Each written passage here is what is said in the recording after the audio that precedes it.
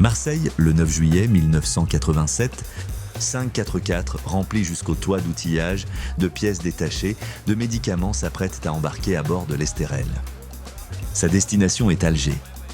Demain matin, les véhicules et les 12 jeunes du nord de la France qui les accompagnent vont démarrer un périple d'une vingtaine de jours à travers le désert du Sahara.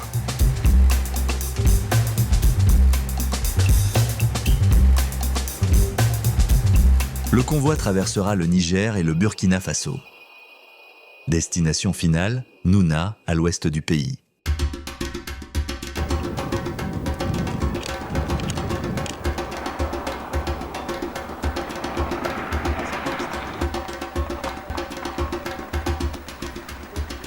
Lorsque les 5 4x4 atteignent leur destination, l'équipe ne se doute pas que l'association créée par une poignée d'étudiants du nord de la France est le début d'une formidable histoire. Une longue histoire qui va durer 17 ans et un bilan impressionnant. Écoutez, un bilan, c'est simple à faire parce que on compte le nombre de voitures que l'association a apportées. On arrive à 75 bâchés. Si on ajoute les 5 4x4 pour Nouna, ça fait 80.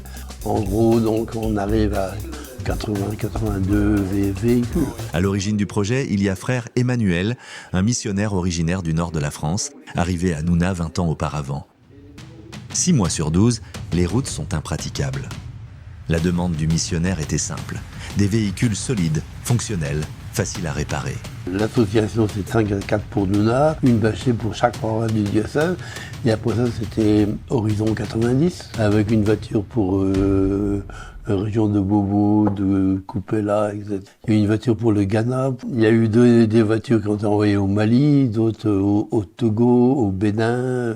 C'est le Burkina quand même qui a bénéficié le plus de ces voitures. D'une année sur l'autre, les étudiants ont maintenu la flamme de l'association, en multipliant les actions concrètes pour répondre à l'urgence de l'accès à l'eau et de bien d'autres besoins élémentaires. Mais le projet Puits, c'est une très bonne réalisation et vraiment, j'en suis fier comme vous. Mais il a répondu à un besoin à un moment déterminé. Les puits aujourd'hui, on les a creusés, on a à peu près 800 puits faits par le projet Puits du diocèse. Et maintenant, on a les foreuses qui permettent de faire un trou et descendre à 100 mètres et y avoir de l'eau qui est propre. Ces dernières années, le Burkina Faso traverse une grave crise sécuritaire marquée par l'essor de groupes armés djihadistes qui sèment la violence et forcent le déplacement massif de la population. Dans ce climat d'insécurité permanent, l'aide humanitaire s'organise difficilement. Il y a de l'aide humanitaire qui est organisée par le pays même. Mais Nouna est à 300 km du centre-ville. Donc entre Nouna et Ouaga, il y a d'autres villes pour laquelle il faut s'occuper aussi. Tu vois un convoi humanitaire qui part à Nouna alors qu'il traverse des villages qui sont dans le besoin. Bon, si bien que l'aide humanitaire ne vient pas tellement. Et donc c'est plus par les relations avec les différents pays d'Europe. Dans ce contexte de violences récurrentes, d'insécurité et de précarité grandissante, nombre de Burkinabés trouvent un refuge moral et spirituel dans la religion. Elles offrent un espace de réconfort et d'entraide au sein de la communauté. Mais actuellement, à la messe dimanche, il y a 5 fois plus de personnes dehors que dedans. Et ça vient à cause de la situation politique et sécuritaire. Quand on a toutes ces aides, on ne pense plus à Dieu. Mais quand il n'y a plus rien, tu te dis, plus on vit dans la difficulté et plus on se tourne vers Dieu. Pour accueillir cet afflux de nouveaux croyants, Frère Emmanuel et la communauté catholique de Nouna se sont lancés dans une entreprise tout aussi ambitieuse qu'audacieuse. L'autre projet, c'est une nouvelle église. Et là, j'ai commencé une église de 1000 m², donc c'est une belle surface. Et on a commencé avec le travail gratuit de la population, qui ne demande rien. Donc il vient le matin, on fait le travail de fabrication des parpaings, monter les murs. Mais la participation et la bonne volonté de la population ne suffisent pas. Aujourd'hui, tout ce qui touche au bâtiment, le ciment, la chaux, enfin, tout ce qu'on veut, on arrive à trouver. Maintenant, il faut payer. Ce sera 150 000 euros, quoi. Les cotisations des gens, ils ont déjà de la peine à manger. On ne peut pas leur demander des cotisations énormes. L'engagement de la population garantit la main-d'œuvre, mais l'argent manque pour l'achat des matériaux.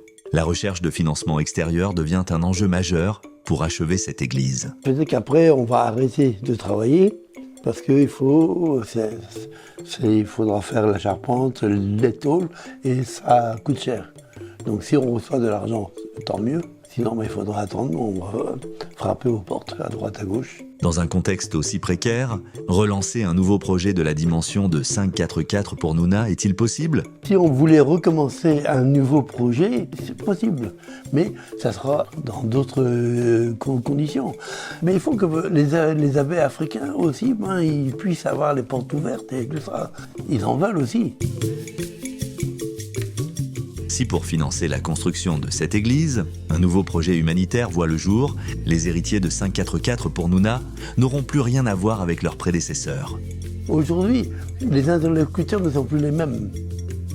Et vos enfants n'ont pas le même esprit que vous automatiquement. Donc je dirais, il faut permettre aux gens de se rencontrer, de se retrouver et voir qu'est-ce qu'on peut faire ensemble. Il faut arriver à ça, quoi. Dans ce paysage renouvelé, marcher ensemble signifie pour les jeunes Européens et Africains d'avancer côte à côte, animés par un objectif commun qui dépasse la construction d'une église. Comment ça sera dans 30 ans, 40 ans? Bon, peu importe. Ce qui est important, c'est que nous, aujourd'hui, on est debout. L'important, c'est de rester debout. Si maintenant je m'assieds, allez, en haut, j'ai assez travaillé, maintenant je relaxe. Non. Moi, je ne me sens pas le droit de rester comme ça. Si vous aussi, aux côtés de Frère Emmanuel, vous souhaitez apporter votre pierre à ce formidable projet, rendez-vous sur la page Instagram et YouTube de Une Étoile pour Nouna. On vous y attend.